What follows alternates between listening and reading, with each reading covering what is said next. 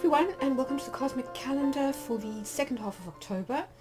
So we're going to look at the energies of the period between the full moon in Aries on the 9th, right through to, I'm going to do to the end of October. And the reason for this is that I'm kind of reorienting when I do forecasts. So what I'm thinking of doing is actually doing the Cosmic Calendar for like a whole month in advance. So I'm going to do this period basically from the 9th right through to the 29th, with a view to then doing the next Cosmic Calendar at the solar eclipse at the end of the month, and that will be for November. So buckle up, let's have a look at what we've got in store. It's going to be quite an interesting couple of weeks. So let's dive in and see what we've got to look forward to. So here we've got the month of October, and we're starting at the full moon in Aries here on the 9th, which takes place at around about 16 or sort of almost 17 degrees of Aries, which I obviously talk about in my full moon forecast. So if you aren't already a member, then go and sign up for that. It's free, and it comes with my newsletter, which goes out twice a month.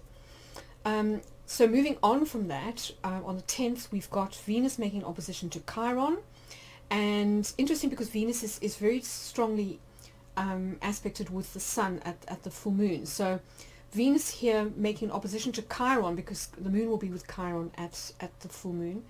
And I think it's interesting. I mean, I think this 2-week period is going to carry a lot of themes around the healing either of relationships or of wounds that have come from relationships, or of kind of injustices or inequalities. There's a lot, I feel, particularly with October the 11th being the day of the girl, and there being a lot of emphasis this month on equal rights and on kind of gender equality and feminism, that I think that there may be some opportunities here for healing on those levels. But it's definitely a time where we can say goodbye to, or try to sort of reconcile wounds that have come from painful associations. So it could pave the way for opportunities for more positive relationships that support and sustain you, or indeed maybe more experiences in life where we experience more kind of equality and maybe less discrimination, or just feeling like an outsider, excluded on some level. And that may not necessarily be because of who we are as individuals. It could be because of our, the color of our skin, or our nationality, or our gender, something like that. But equally it could be quite personal. I think a lot will depend on where these planets, fall in your chart. But then, as we move to the 11th, we've got Mercury re-entering Libra. So this is obviously, as Mercury has turned direct, it's kind of been moving through the final degrees of Virgo and back into Libra. And this again brings the focus strongly on diplomacy, of course, because Mercury is all about communication, building bridges, and self-expression. So the diplomatic approach definitely being the right one, trying to sort of aim for kind of engendering peace and calm, and looking for areas of overlap or commonality rather than focusing on difference, I think is definitely a theme during the next couple of weeks. We've also got the Sun making a quincunx to Uranus, and that can sometimes bring up restlessness or make us feel a little bit sort of antsy or anxious. And it may again have something to do with feeling a little bit different or an outsider on some level. But I think it's important not to sort of be like contrarian or sort of rebellious, like for no reason, not sort of opt for outrage as a kind of a default because we know it's going to sort of get us attention. That sometimes a little restraint and sometimes a little bit of adjustment on our part, maybe rethinking our approach or reorienting, can sometimes mean that we make changes, or encourage others to make changes that are a little bit more constructive. So an interesting one, as I said, to be happening on October the 11th. And then on the 12th, Mercury getting very active, so moving back to an opposition with Jupiter, which we had sort of at the end of September. So again, this is that energy of being careful not to be overconfident, to sort of give unsolicited advice or opinions that aren't really very well thought out, not to be sort of too pompous or arrogant, in thinking that that only we can be right, or and not checking facts, that kind of thing. So just kind of refraining from the Jupiterian tendency to sometimes be a little bit judgmental or pompous, and thinking before we speak, and as I say, realizing that the judgment often comes from a place of self-judgment, you know, and that's sometimes by removing the plank from our own eye, you know, we won't care about the splinter in somebody else's type of thing. Interesting, on the same day that we've got Mars making a square to Neptune, and this can definitely affect our kind of perceptions of things. You know, Neptune can really skew our vision, make us see a little bit less clearly, affect our judgment, and of course, you know, Mars can sometimes be a little bit aggressive, or kind of be a bit of a bull in the china shop, you know, kind of act first and think later. So I think definitely if we combine those two energies, you know, the Mercury Jupiter opposition with this square, even though the desire to sort of like preach or escape or kind of go in hard may be strong, it might, self-restraint would not necessarily be a bad thing. Taking some quiet time and maybe just withdrawing from situations, or not feeling the need to sort of get pulled into maybe some controversy or another that really isn't, you know, that important in the greater scheme of things, is really going to help us with our peace of mind now, you know. So not necessarily opting for conflict. And I think helping us with that is a Sun-Saturn trine. So this is fantastic for really sort of stabilizing our sense of identity, for coming from a really wise, sensible place, from taking considered action that's kind of steady, incremental, and well thought out. And also can help us to establish better relationships with those in authority. So getting help from, you know, people who are in positions of power, mentors, that kind of thing. Maybe somebody who's slightly older than us, and that, you know, that this can really sort of benefit us in terms of our endeavors, rather than, as I say, going in like a bull in a china shop. And this thing continues onto the 13th, when Venus makes a quincunx to Uranus. So you can see Venus is essentially shadowing the Sun. So this again is sort of, can make us a little bit overexcited. We can sort of want to get going with a creative project, or like a financial endeavor or initiative, or a relationship, and sort of like maybe be sort of taken in a little bit by the idea of novelty or excitement. But, you know, again, whatever this project or sort of person comes to represent, may not necessarily be, it might be sort of here today, gone tomorrow kind of energy. It may not necessarily be that stable or well thought out. So maybe, you know, refraining from kind of jumping in too quickly, and maybe asking questions, which I think, you know, with Venus then moving to a trine to Saturn on the next day, on the 14th, I think, you know, we really could benefit from just waiting a day, because then, you know, Saturn will really help to sort of settle that energy and allow us to make much more sensible decisions, much, you know, that kind of take the long term into consideration, that are much more healthy, and that tend to be more stabilizing and long lasting. So a pause here, you know, on Thursday, I think is well worth it, because the decisions that we make, or the commitments that we choose to make on Friday the 14th, will be a lot better thought out and have much more long-term potential and be more sustainable. And then as we go into Sunday the 16th, you can see the Sun now making quincunx to Neptune. So again, this is a time for maybe just taking it easy. Again, a great day for retreat, for meditation, for doing visualization, and for, you know, much more creative work, but you know, possibly creative work that we do by ourselves, or, you know, going for a walk near to a body of water, going to a spa, that kind of thing. I think is a really good way to sort of use this energy. That it's more about kind of dreaming and right brain thinking and reflection, rather than sort of self-expression or kind of being out in the world. That you know, you might have interesting dreams or visions now, and that although you might not have clarity initially about what they're about, these will come. So write them down and sort of consider them later. And it's, you can see that Venus then makes the same aspect the following day on the 17th. So this energy continuing into the beginning of the following week. So again, not a great time to make life-changing decisions about money or relationships or creative projects. That you can be quite impressionable, sort of, you know, not great boundaries, or not sort of being discriminating or discerning, and So again, a good time to say watch an inspirational film or visit an art gallery, but not necessarily the best day to make life-changing decisions. But I think fortunately we also have a trine between the Sun and Mars. So if things were sort of a little bit hazy on Wednesday the 12th, then I think on the 17th, you've got more of an opportunity to see the way ahead more clearly, and potentially to take action on certain personal goals or projects where you're very clear, about what you want to sort of achieve. That I think maybe you've thought about and planned on the 12th or on the 14th. Now's the time to put those kind of goals or plans into action. And then as we get to the 19th, the Sun moving to oppose Pluto. So this could be quite full on, particularly when it comes to, things on the world stage. This tends to be when leaders come unstuck either through a past indiscretion, maybe a lapse in judgment, or by being overly aggressive or overconfident. This is often about power struggles, about ego struggles.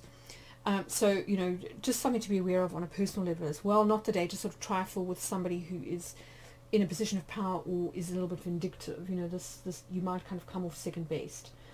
Venus, luckily though, making a trine to Mars, which is wonderful. Particularly given that she was, she made that square to Mars back in towards the end of September.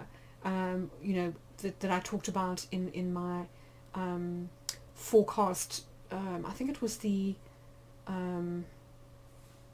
let me just double check. Yes, so it was at the Pisces full moon at the end of September that we had the Venus-Mars square. So this is now the trine. So if you did have problems towards the end of September with a partner, or kind of the whole kind of power struggle element within a relationship, it doesn't necessarily have to be a romantic relationship. Although the Venus-Mars kind of pair does tend to be about sexual or romantic relationships, then this is a great time to sort of resolve those and to either reunite or to sort of resolve things amicably.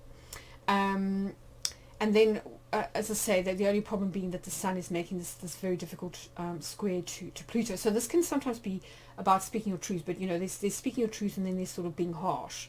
So I think the key thing is to be honest, but not necessarily to be cutting or devastating. Not sort of going all out to kind of seek and destroy, but rather sort of speaking truth from a place of kindness and compassion with a view to healing wounds, rather than sort of opening the wound and making it worse. And the reason that I say that is because Venus is shadowing the Sun, so of course the next day Venus makes this square to Pluto, so you can see that it will still be in this trine to Mars, but it's now making the square to Pluto. And this can, as I say, be quite intense.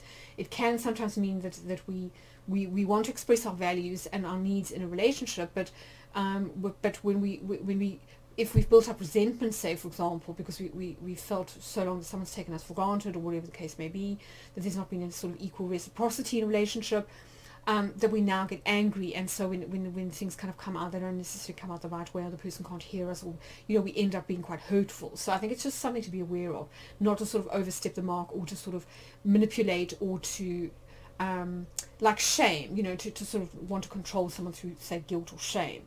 And I think helping us with that is an opposition between Mercury and Chiron. So again, just reminding us to sort of reconcile what we say and how we say it with this need to also be mindful of other people's wounds, and to focus on healing rather than on sort of making situations worse.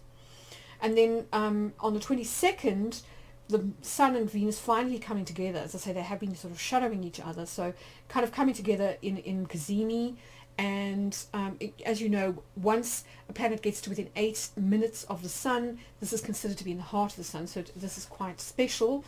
And but until that time, the planet is considered to be combust, so you have to kind of get your timing right. So we're talking about quarter past, so 22:17, about quarter past 10 British summertime, because I don't think at this stage the clocks will have gone back. I think they only go back the next week, so I think it's still BST. And obviously, check your own time zone. Yes, BST -1. So not yet GMT. So a great time for combining sort of solar consciousness, sort of that kind of conscious energy of logic and of light and of sight with the sort of the beauty and the values and the harmony of Venus. So a great time for expressing love and affection, for enjoying the company of your nearest and dearest, but also for getting clear about what's really important to you in terms of your own values and epitomizing those values, those two things kind of coming together. And then we move on to the 23rd, which as you can see is packed. So we're now coming up to the solar eclipse. And so a couple of adjustments sort of needed as we approach. You can see the Sun and Venus making quincunx to Jupiter. So again, this conjunction may ask us to revisit our beliefs or what we consider to be important in terms of our kind of philosophy or our kind of worldview, and maybe needing to sort of make a few adjustments about our relationship to truth and to faith.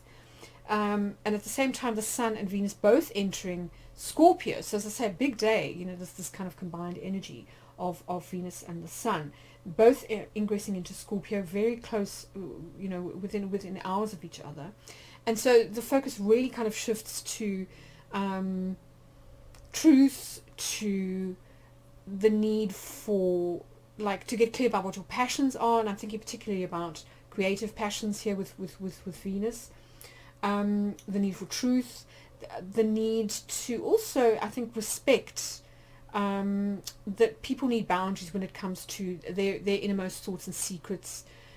That just because we're sort of intimate with someone doesn't mean that we have to know everything about them, that they are also entitled to sort of tell us things when they are ready, and not necessarily feel that we have to sort of share everything, that people are also entitled to sort of have their own mental space. I think that's quite important. And then Saturn stationing as well, so Saturn going direct. A lot of planets have been going direct throughout the month of October, so Saturn being the latest one, and of course this means that the energy of that sort of paternal or patriarchal energy, that energy of self-discipline and of solidity and of determination now being expressed in the outer world rather than that kind of inner stoicism that we may have needed to sort of fall back on during the last few months. And finally, we've got Mercury going, making a lovely trine actually to Saturn. So a really interesting one here. Mercury combining with Saturn is really fabulous for contemplation, for rational and logical thinking, for concentration and focus, for getting organized, making those lists, for serious communication, with maybe mentors or VIPs or people in authority, of being taken seriously, but equally agreeable solitude, which I think does play into, the themes of the full moon. And then, of course, we move on to the solar eclipse in Scorpio that happens on the 25th. And I have talked about this in previous forecasts, so I will link. I will put a link in the in the top right corner in case you want to sort of go back and review the themes of this particular Saros cycle that we are kind of starting, because it is quite an intense and high octane one. And obviously, I will get into the sort of the planetary signatures of that as we get closer to the time. But moving on to the 27th, we've got a trine between Mercury and Mars. So this is a combination of kind of the head and then taking action. So it's great for being very decisive, for making decisions and then taking action, for being mentally assertive, for also being very concise and what's the word I want to use?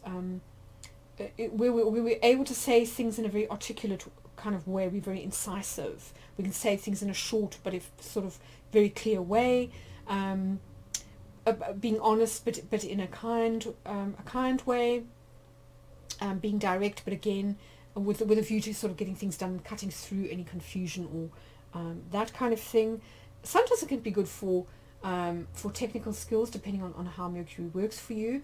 Drilling down into things, making light work as well, because we do tend to be a lot quicker. So this is great for sort of fast work or kind of making rapid progress when it comes to our lists, our goals, the things that we want to do. It's also great for putting words into action. So a good one. But do bear in mind that we are talking about a square again between Mercury and Pluto. So being careful not to overdo it, not to be too aggressive, not to get into arguments, to tread a fine line when it comes to being persuasive, not to sort of tip over into trying to be controlling or manipulative, to be strategic, but not crafty, and also to avoid paranoia. Sometimes Pluto here, when it's negatively aspected, can engender paranoia, especially since at this stage we will be in Scorpio season. So just something to sort of be aware of. And then on the 28th, as I was saying in previous financial astrology forecasts, Jupiter moving back into the sign of Pisces, which I don't think is going to be great for markets. Might be better for us on a personal level because Jupiter used to kind of co-rule Pisces. So this can enhance our intuition. It can sort of reconnect us to like cosmic consciousness.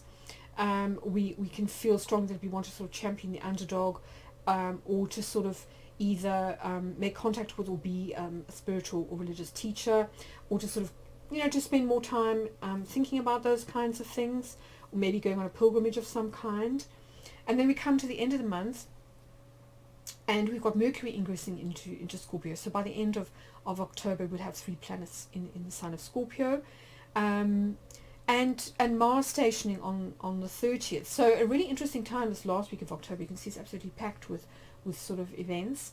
So almost like a crescendo that we're slowly building up to over the course of the month. And I think it'll be good to take some time now, over the next 2 weeks to schedule in some periods of seclusion and contemplation to sort of recharge our batteries and get us ready for what is like to be quite a high octane end of the month as we move towards that eclipse.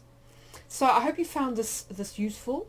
As I say, I'm going to try and do these forecasts on a monthly basis rather than a 2-weekly basis. You can always let me know in the comments what you think about that, or if you have any suggestions for what you'd like to see on the channel more. But yeah, I hope that you find this next couple of weeks eventful, but in a positive way. That there's lots of growth and healing, and that you make progress in your goals. Happy Halloween as well, and yeah, I'll see you again at the end of October, beginning of November for my next forecast.